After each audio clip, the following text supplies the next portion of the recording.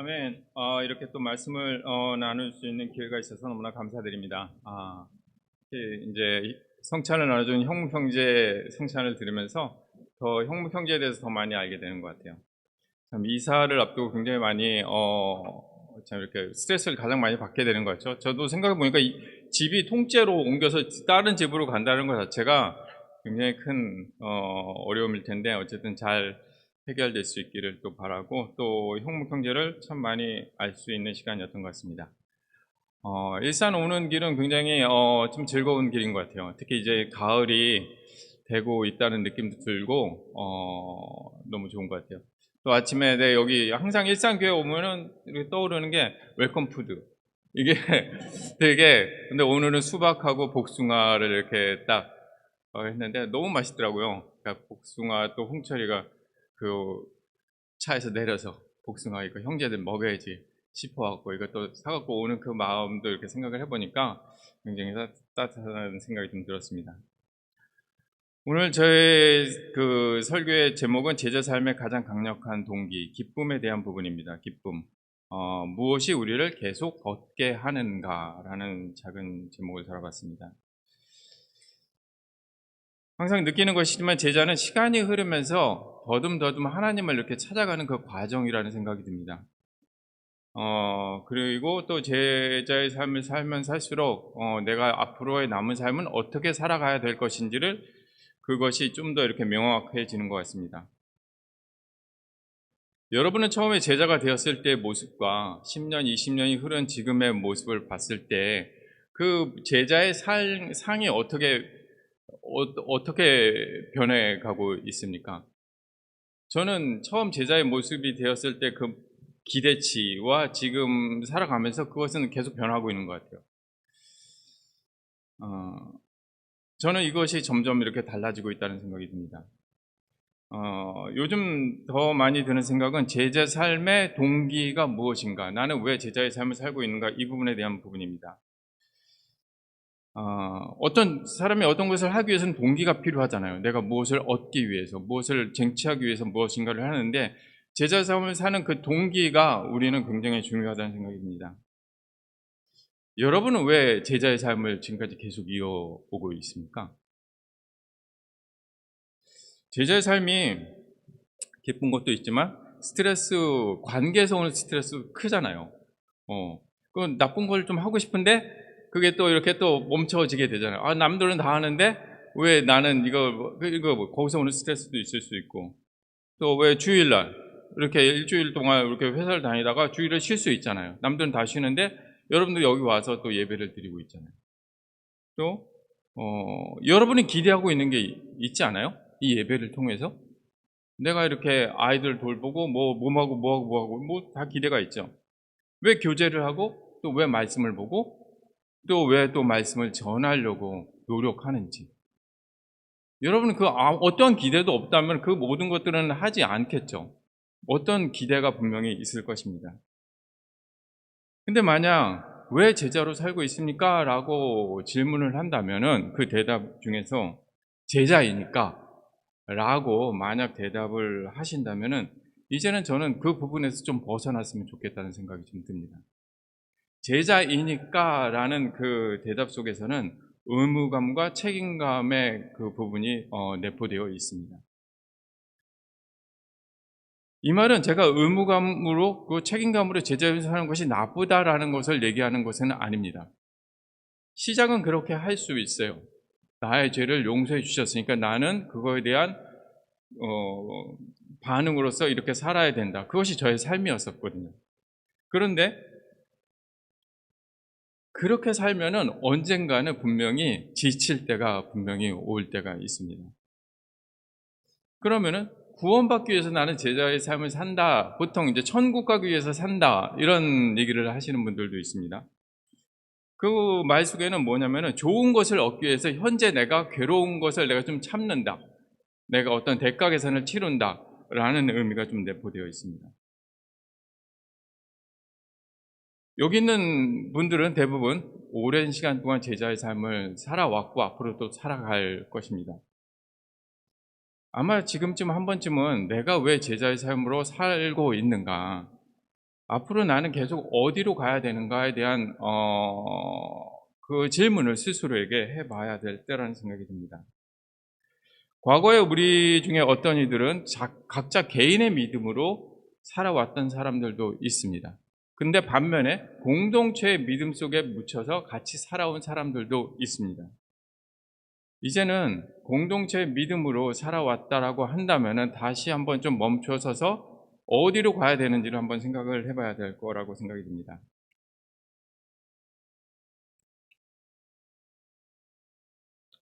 앞으로 우리가 걸어가야 되는 시간들은 실은 굉장히 많이 남아 있어요. 저는 최근에 주님이 주시는 기쁨이 도대체 무엇인가라는 생각을 많이 했습니다. 물론 삶 속에서 기쁨이 그렇게 많지 않기 때문에 기쁨에 대해서 더 연연해 하는 것인지도 모르겠습니다. 그 기쁨의 위력이 도대체 무엇인가? 그리고 나는 왜 성경을 읽고 또 읽고 또 읽고 그 속에서 도대체 내가 무엇을 발견하려고 내가 말씀을 읽고 있는가? 무엇을 내가 찾으려고 하는가? 그런 고민들을 좀 많이 하고 있습니다. 그러면서 이제 그 고민들에 대한 답을 조금씩 찾아가고 있습니다. 첫 번째 포인트는 제자 삶의 진정한 동기, 주님이 주시는 기쁨입니다. 요한복음 15장 11절입니다. 내가 이것을 너희에게 이름은 내 기쁨이 너희 안에 있어 너희 기쁨을 충만하게 하려 함이다 라는 구절입니다. 이것은 전에 설교할 때도 한번 제가 봤던 구절입니다. 이것을 다시 한번 설명을 하면은 이 상황은 예수님이 그 다음날 십자가에 달려서 돌아가시는 그 전날이었습니다. 죽음을 앞둔 예수님에게 있어서 내 기쁨이 가득하니 너희에게 주겠다라는 얘기를 하는 것입니다. 제자들의 상황은 어떻습니까? 제자들은 이제 예수님과 분리가 되겠죠. 그 상황에서 절대 기뻐할 수가 없는 거죠. 오히려 두려움, 절망, 공포, 이와 같은 것들이 자연스러운 감정일 것입니다. 근데 주님은 그 순간에 내가 갖고 있는 가장 최고의 것을 너에게 주고 싶다고 얘기를 했어요. 그러면 최고의 것이 주님 안에 있다라는 얘기죠. 이것이 너희 속에 있을 필요가 있다라는 얘기입니다. 그것이 바로 기쁨이죠. 우리는 보통 우리가 생각하는 기쁨은 어떤 것들이죠? 외부적인 환경이 이렇게 적절하게 이렇게 해결되었을 때, 또 일이 형통했을 때 우리는 그 기쁨이 주어진다고 생각을 합니다. 그런데 이 일이 뜻대로 되지 않았어요. 그런데 우리가 그러면 그 상황에서 기뻐할 수 있을까? 전혀 기뻐할 수 없죠. 인간은 자연스럽게 내가 원하는 대로, 내가 뜻하는 대로 되었을 때 기쁨을 찾아가는 것이 인간의 기본적인 속성입니다.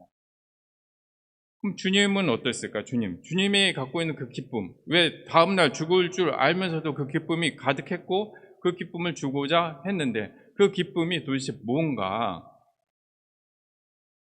예수님은 이 땅에 살면서 하나님의 말씀에 완벽하게 순종을 했죠. 완벽하게 순종을 했고 그것도 그 사랑 안에 거하게 되었습니다. 우리는 예수님이 하나님과 이렇게 떨어져 있다라는 것을 상상할 수 없죠. 이 세상에 살아계시는 동안에 예수님과 하나님은 단 1mm도 벌어진 적이 없습니다. 완벽하게 하나님과 붙어 있었고 그 친밀감으로 인해서 그 기쁨이 그 안에서 솟아나게 된 거죠. 하나님과의 관계에서 오는 그 안정감 때문에 다음날 죽음을 앞두고 있음에도 불구하고 기쁨이 넘쳐 흘렀다는 것입니다. 요한복음 그 15장 11절 이전에는 포도나무에 대한 비유가 있습니다. 참 포도나무와 가지 비유에서 가지가 포도나무에 붙어 있을 때 비로소 열매를 많이 맺는다는 얘기를 하고 있습니다. 열매를 많이 맺는다라는 게 뭘까요? 열매를 많이 맺는다. 과거에는 저는 이 열매를 많이 맺는 거에 대해서 항상 전도와 연결을 많이 시켰던 것 같아요. 그런 것들. 그러나 지금 살면서 보면은 그것도 있겠지만 하나님이 주시는 성품, 하나님의 성품이 내 속에 연결돼서 들어오는 거죠. 그러니까 하나님의 성품 뭐가 있죠? 사랑, 또 화평, 희락, 기쁨, 이와 같은 것들이죠. 이와 같은 것들이 내 삶에 열린다라는 얘기입니다. 그와 같은 하나님의 성품이 내 속에서 열리게 되면 내 속은 어떻게 되죠? 당연히 기뻐질 수밖에 없어요. 기쁨이 우러나올 수밖에 없습니다. 포도나무 가지가 존재하는 이유는 뭡니까? 존재의 이유. 포도나무가 이렇게 있고 포도 가지가 열려 있어요. 꼭 왜 있어요? 그렇죠. 열매를 맺어야 돼요. 포도나무 가지의 목적은. 그것 때문에 포도나무를 심는 거잖아요. 제자의 존재 이유는 뭐죠? 제자의 나는 왜 존재하는가? 하나님 왜 나를 만드셨는가? 하나님 나를 왜 이곳에 이렇게 앉혀놓고 또 예배를 드리게 하시는가? 포도나무가 모든 존재하는 거는 그 이유가 있어요. 목적이 있죠.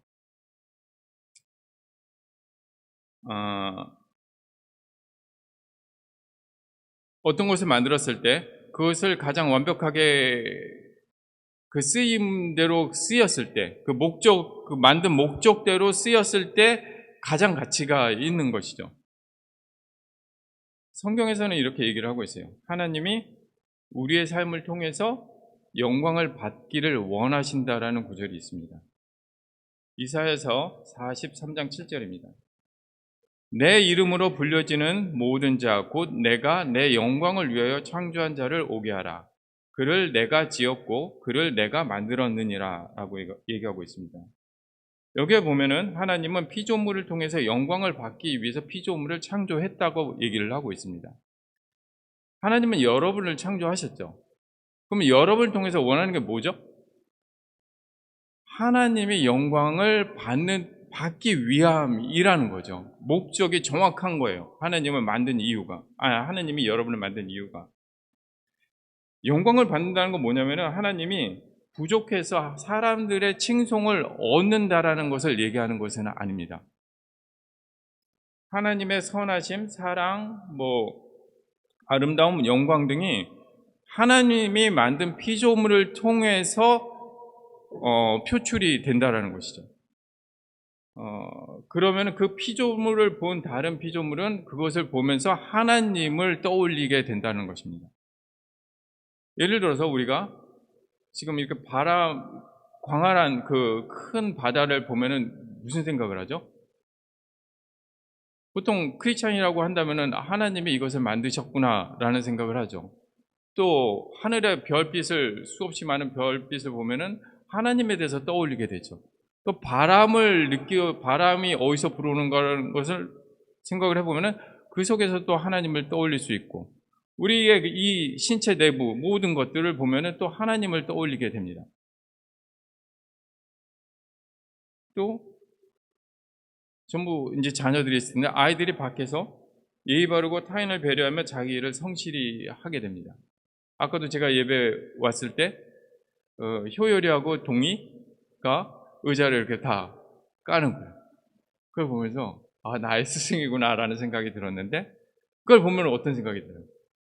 야, 부모가 누구길래 아이가 저렇게 누구보다도 일찍 와서 의자 세팅을 하고 있는가? 그러니까 부모에게 영광을 돌리는 거예요. 부모를 칭찬을 하게 되는 거죠. 아이보다는. 마찬가지예요. 우리의 삶을 통해서 우리는 사람들이 우리에게 나타나는 그 성품, 성향, 그런 것들을 보면서 하나님을 떠올릴 수밖에 없는 것입니다. 그러면 하나님은 우리의 행위를 통해서 영광을 받으시죠. 하나님의 영광을 받으면 하나님은 기뻐하신다고 얘기를 하고 있습니다. 그것을 그 목적을 위해서 만들었기 때문에. 그러면은 하나님의 기뻐하심과 나의 기쁨은 어떤 식으로 연결이 되어 있는가? 하나님 기뻐하는 것과 나의 그 부분은 어떤 관계가 있는가? 우리는 세례를 받을 때 모두가 하나씩 받은 게 있죠. 바로 성령이죠. 고린도전서 2장 10절입니다. 오직 하나님이 성령으로 이것을 우리에게 보이셨으니 성령은 모든 것, 곧 하나님의 깊은 것까지도 통달하시느니라 라고 되어 있습니다. 성령이 하나님의 깊은 것과를 알 수 있다라는 거죠. 그러니까 여러분 속에 있는 성령은 하나님과 연결이 되어 있다라는 거예요. 그러면 여러분은 하나님과 또 연결이 되는 거죠. 이것이 연결되고 이것이 연결되어 있으면 이렇게 이거는 이거와 연결되는 거와 마찬가지라는 거죠. 그러면은 하나님과 연결되어 있는 성령은 하나님이 기뻐하시는 것을 느끼고 우리에게 그것을 주입을 시킵니다. 성령은 그냥 정적으로 여러분 속에서 그냥 있는 게 아니에요. 그 역할이 있는 거죠. 하나님의 마음을 우리 마음속으로 다시 밀어 올려주는 거죠. 하나님의 기쁨 그 자체를 우리가 느낄 수 있다는 겁니다. 갈라디아서 5장에 나오는 성령의 열매들이 쫙 나오죠. 그 두 번째 열매가 뭔지 혹시 아세요? 첫 번째는 사랑, 두 번째가 바로 희락입니다. 기쁨. 성령의 열매 중에 두 번째가 기쁨이죠. 그러니까 하나님과 성령이 연결되어 있기 때문에 하나님의 기쁨이 내 속에 기쁨이라는 형태로 뿜어져 나오게 되는 거죠. 나는 그것을 느끼게 되는 겁니다. 정리하면 이런 과정이죠. 내가 성령의 인도하심에 따라서 사랑하고 섬기고 많은 것들을 행하죠. 그러면은 그거를 보시는 하나님이 기뻐하시죠. 그러면은 그 기쁨이 내 속에 있는 성령을 통해서 연결이 돼서 나에게 또 연결이 돼서 주입이 됩니다. 그러면은 하나님의 기쁨이 내 기쁨이 되는 거죠. 그러면 나는 더 큰 힘을 받아서 하나님을 또 하게 되는 것이죠. 이것이 성화의 과정이죠. 제자의 삶은 그런 과정을 통해서 계속 하나님을 찾아가고 하나님과 같이 걷는 그 과정인 겁니다. 그렇다면 이 기쁨을 선택한 사람들의 삶을 한번 보도록 합시다. 모세와 다윗의 삶을 좀 보도록 할 텐데 그들은 무엇을 선택했는가? 히브리서 11장 24절부터 26절입니다. 24절 믿음으로 모세는 장성하여 바로의 공주의 아들이라 칭함받기를 거절하고 도리어 하나님의 백성과 함께 고난받기를 잠시 죄악의 낙을 누리는 것보다 더 좋아하고 그리스도를 위하여 받는 수모를 애굽의 모든 보화보다 더 큰 재물로 여겼으니 이는 상 주심을 바라봅니다. 아멘. 모세는 왜 부귀영화를 뿌리치고 광야로 나갔습니까? 단순히 사람을 죽여서 이렇게 광야를 나갈 때 그가 선택한 거예요. 왜 갔을까? 그는 도대체 무엇을 보고 광야로 나간 것일까? 여러분이 지금 왕자하고 공주의 삶을 살고 있어요. 그것을 뿌리치고 여러분은 사막으로 갈 수 있겠습니까? 어렵겠죠. 일반적인 사람이라고 한다면은 내 조그만 이익도 포기하고 내가 이것을 한다는 건 되게 어려운 일인 것 같아요. 근데 중요한 거는 선택을 했잖아요. 모세는 선택을 했잖아요. 이거를 포기하고 이거를 선택을 했잖아요. 선택의 그 기준이 있다라는 거죠. 그 기준이 뭐냐면 내게 어떤 것이 더 유익한가, 내게 어떤 것이 더 기쁨을 주는가라는 부분입니다. 만약 왕궁에 남아있는 것이 내게 기쁨을 주는 거라고 본인이 판단을 했다면 그는 왕궁에 끝까지 남아있었을 거예요. 그러나 그가 하나님의 백성과 함께 고난받는 것이 내게 유익하다, 그리고 기쁨을 준다면 그는 그것을 선택을 할 것입니다. 모세가 선택한 그 내면의 동기에 대해서 한번 좀 더 보면은 첫 번째 26절에 보면은 그런 게 있어요. 바라봄, 이는 상 주심을 바라봄이라는 구절이 있습니다. 이 바라봄이라는 것은 아페블레펜이라는 단어인데 이것은 눈앞에 있는 것에서 의도적으로 시선을 돌려서 멀리 있는, 그리고 더 고귀한 것을 바라보겠다는 어떤 의지입니다. 그러니까 모세는 눈앞에 있는 왕궁의 삶에서 눈을 돌려서 하나님께서 예배하신 상급으로 시선이 이렇게 돌아간 거죠. 인간은 본능적으로 자신에게 유리한 것을 선택하게 되어 있습니다. 항상 우리는 선택을 하게 되죠. 음식을 먹을 때도 그렇고 뭐든지 다. 근데 모세는 하늘나라의 가치를 알아봤다라는 거예요. 지금 이 왕국에서 사는 삶의 가치도 있고 하늘나라의 삶을 사는 가치, 그것도 봤다라는 것이죠. 그리고서 거기서 선택을 한 것입니다. 먼저는 우리는 바라볼 필요가 있어요. 비교할 대상이 있어야 된다는 것입니다. 만약 우리가 하늘나라가 하나님이 주시는 그 기쁨을 내가 볼 수 없다면 우리는 뭘 선택하겠죠? 이 세상의 것을 선택할 수밖에 없어요. 이 세상 사람들이 그렇게 살고 있어요. 하늘나라의 것을 볼 수 없으니 그들은 자기 둘러싼 그 환경에서 선택하고 이 중에서 가장 좋은 것이 나에게 기쁨 주는 것이 무엇인지를 선택을 하게 되는 거죠. 그래서 평생 하나님이 주시는 기쁨보다는 세상에 주는 작은 기쁨만에 연연하면서 이렇게 살게 되죠. 근데 이게 비단 넌 크리스천만의 문제인가? 하나님을 믿는 사람들 역시 하나님이 주시는 그 기쁨을, 그 가치를 알지 못한다면 여전히 몸은 교회에서 예배를 드릴지언정 마음은 계속해서 세상에 주는 가치를 쫓아갈 수밖에 없습니다. 인간은 눈에 보이는 것을 선택하는 습관이 있어요. 그래서 우리가 죄를 짓는 이유도 눈에 보이는 것이 더 좋아 보이기 때문에 그것을 선택을 하게 되죠. 말씀을 보고 묵상하고 그것을 실천한다는 것은 바로 하늘나라의 가치를 계속해서 찾아가는 그 과정입니다. 이것을 여러분들은 결코 게을리해서는 안 되는 거죠. 두 번째는 25절에 보면은 더 좋아하고라는 표현이 있어요. 25절에 보면은 마지막에 더 좋아하고라는 표현이 있습니다. 모세는 절대 금욕주의자나 자기 학대자가 아니었습니다. 항상 더 좋아하고 비교를 했다라는 것이죠. 모세는 그가 더 큰 기쁨과 유익을 얻기 위해서 계산을 다 했다라는 거죠. 어떤 것이 더 좋은지. 모세가 무엇을 더 좋아했는가? 그러니까 여기 보면은 왕궁에서 잠시 어떤 죄악의 낙을 누리는 것보다는 하나님의 나라를 선택을 한 것이죠. 26절에 보면은 애굽의 모든 보화보다 더 큰 재물로 여겼다라고, 더 큰 재물로 여겼다라고 얘기했어요. 어떤 걸 더 큰 재물로 여겼냐면은 그리스도를 위하여 받는 수모, 그리스도를 위해서 받는 수모가 그 왕궁에서 받는 그 재물보다 더 크게 여겼다라고 이렇게 얘기를 하고 있습니다.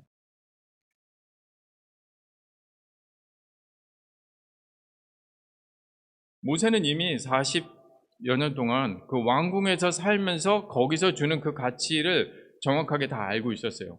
그리고 새로 하나님의 것을 보게 된 거죠. 그것을 정확하게 비교를 했던 것입니다. 그리고 나서 그가 일시적인 어떤 쾌락이나 즐거움을 주는 것을 포기하는 결정을 하게 된 거죠.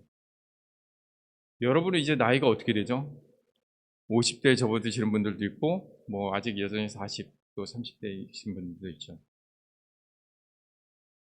여러분은 살면서 여러분의 즐거움, 이 세상에서 하는 즐거움들을 많이 맛보셨죠? 별로 없어요. 저는 많이 있었던 것 같아요. 많이 즐거웠던 일도 많이 있어요. 돈을 버는 것도 그렇고, 즐거운데 놀러 다니는 것도 그렇고, 또 먹는 것도 그렇고, 하고 싶은 일도 참 많이 했던 것 같아요. 이게 더 좋아 보여. 그래서 직업이 한 10가지도 넘을 거예요, 진짜. 이것도 해보고, 저것도 해보고, 아니면 말고, 팔고, 사고, 막 했던 것들. 너무 많아요. 하고 싶은 거 다 해봤던 것 같아요. 그리고 하고 싶은 말도 다 했던 것 같아요. 그래서 많이 싸우기도 했고. 근데 살아보니까 거기서 주는 즐거움은 금방인 것 같아요. 잠깐인 것 같아요. 항상 문제를 해결하기 위해서 살았던 삶이었던 거예요. 문제가 딱 오면 문제를 해결해야 돼요. 그래서 이 상이 깨끗해야 돼요. 근데 문제를 해결하고 나면 또 다른 문제가 또 올라오는 거예요. 그래서 또 골머리에서 또 해결했어. 또 올라오고 또 올라오고. 너무 많은 거예요. 그러니까 이게 끝이 없구나라는 생각을 하게 됩니다. 여러분도 아마 그런 경험이 많이 있을 거예요.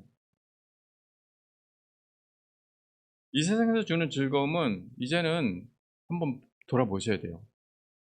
그냥 영원하지 않고 갈증을 주는 요소일 뿐이다. 자녀에 대한 부분도 그렇고 배우자에 대한 것도 그렇고. 여러분은 모세의 다른 이름입니다. 모세가 경험했던 것, 40년 동안 왕궁에서 경험했던 것과 여러분들이 지난 삶을 살면서 경험했던 것들은 별반 차이가 없어요. 맛있는 거 먹고 또 즐겁게 지냈고 이제는 비교를 할 때가 됐다라는 것입니다. 무엇이 더 가치 있는 것인가?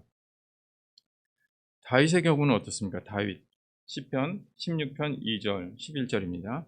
내가 여호와께 아뢰되 주는 나의 주님이시오니 주밖에는 나의 복이 없다 하였나이다. 주께서 생명의 길을 내게 보이시리니 주의 앞에는 충만한 기쁨이 있고 주의 오른쪽에는 영원한 즐거움이 있나이다. 앞에는 충만한 기쁨이 있고 주의 오른쪽, 옆에는 즐거움과 복이 있다는 얘기죠.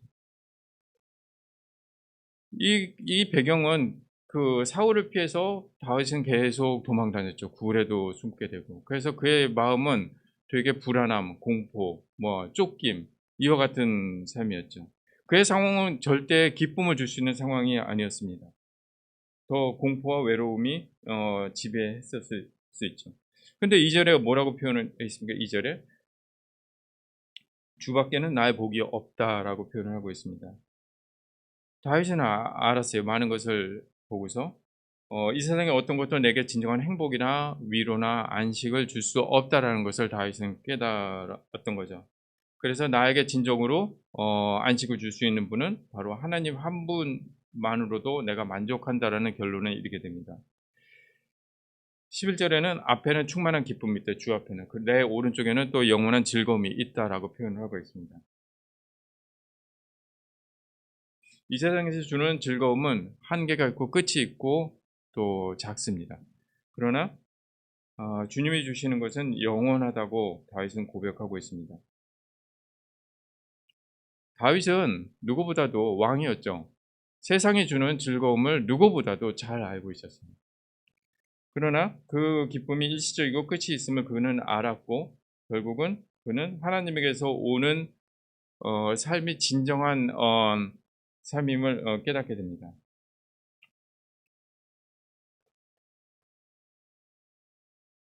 모세와 다윗을 보면은 세상 사람들이 깨닫지 못한 어떤 것들을 깨달았던 거예요. 이쪽에서도 끝까지 갈 수 있는 것 같고 그러면서 이것이 전부가 아니라는 것을 깨닫고 결국은 포기하고 이쪽을 선택을 하게 된 거죠. 비록 그들의 삶은 지치고 힘든 삶이었었어요. 왕궁에 있을 땐 그러지 않았었겠죠. 근데 광야에 있을 때, 쫓길 때 그들의 삶은 지치고 피곤한 삶이었습니다. 그런데 그 마음속에는 기쁨으로 가득 넘쳤죠. 물론 그들 속에서 그들은 많은 사람들을 인도했었어야 됐어요. 많은 사람들을 인도하기 위해서는 책임감과 의무감이 필요했죠. 누구보다도 책임감과 의무감 때문에 어깨가 짓눌린 삶을 살 수 있었던 사람이 모세와 다윗이죠.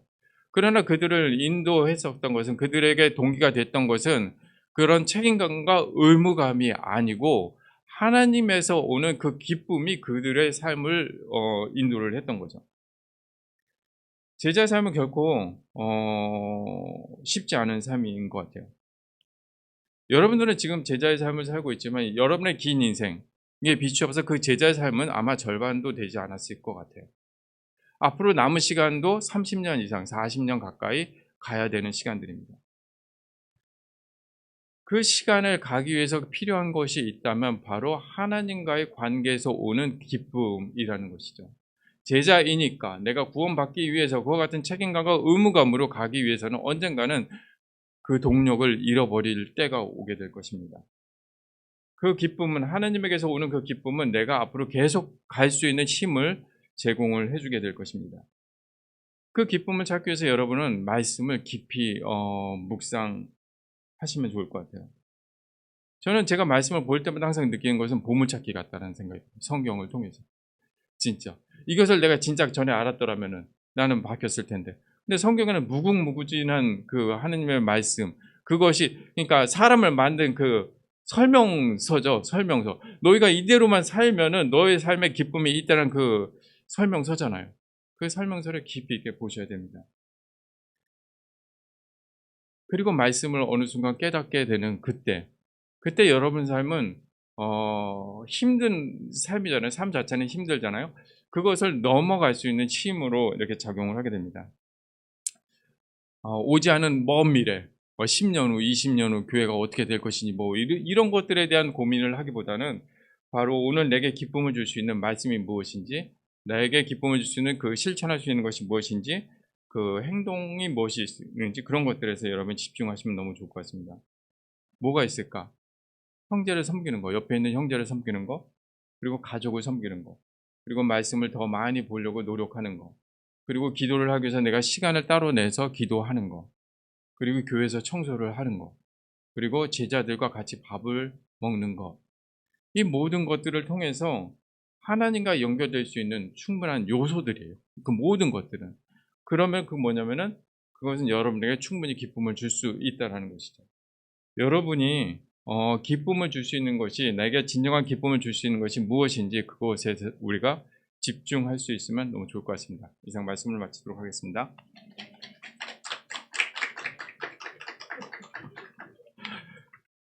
강남교회가 여기를 왔다 갔다 하다 보니 하기 전까지 기도하겠습니다.